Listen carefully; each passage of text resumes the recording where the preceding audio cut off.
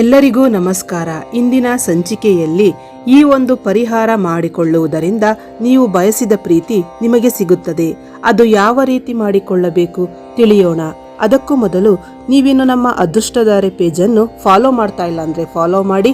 ಹಾಗೆ ನಿಮ್ಮ ಜೀವನದ ಯಾವುದೇ ಸಮಸ್ಯೆಗಳಿದ್ದರೂ ಶಾಶ್ವತ ಪರಿಹಾರಕ್ಕಾಗಿ ಶ್ರೀ ಪಂಡಿತ್ ಶಿವಾನಂದ ಗುರುಗಳಿಗೆ ಕರೆ ಮಾಡಿ ಶಾಶ್ವತ ಪರಿಹಾರವನ್ನು ಕಂಡುಕೊಳ್ಳಿ. ಜೀವನದಲ್ಲಿ ಬಯಸಿದ್ದೆಲ್ಲವೂ ಸಿಗುವುದಿಲ್ಲ. ಅನೇಕ ಬಾರಿ ನಮ್ಮ ಹಣೆಬರಹದ ವಿರುದ್ಧ ಹೋರಾಡಬೇಕಾಗುತ್ತದೆ. ಅದರಲ್ಲಿಯೂ ಪ್ರೀತಿ ಪಾತ್ರರನ್ನು ಪಡೆಯುವ ವಿಷಯ ಬಂದಾಗ ಅನೇಕ ಪ್ರಯತ್ನಗಳನ್ನು ಹೊರತಾಗಿಯೂ ಪ್ರೀತಿ ಕೈಜಾರದಂತೆ ನೋಡಿಕೊಳ್ಳಬೇಕು.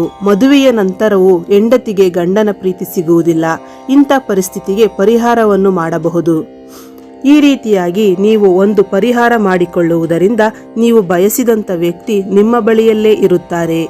ಈ ಕೆಲವು ಪರಿಹಾರಗಳನ್ನು ಮಾಡಿಕೊಳ್ಳಿ.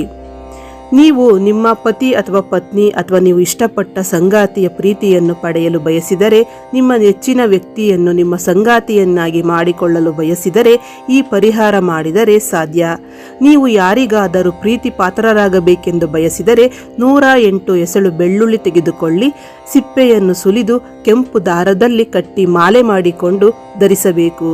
ನಂತರ ಏಕಾಂತ ಸ್ಥಳದಲ್ಲಿ ಕುಳಿತು ಮಣ್ಣಿನ ದೀಪವನ್ನು ಬೆಳಗಿಸಿ, ನಂತರ ನೀವು ಪ್ರೀತಿಸಲು ಬಯಸುವ ವ್ಯಕ್ತಿ ಮಹಿಳೆಯಾಗಿರಬಹುದು, ಪುರುಷ ಆಗಿರಬಹುದು, ಯಾರಾದರೂ ಸರಿ, ಆ ವ್ಯಕ್ತಿಯ ಹೆಸರನ್ನು ಧ್ಯಾನಿಸುತ್ತಾ ವ್ಯಸನ ಮಾಡಬೇಕು.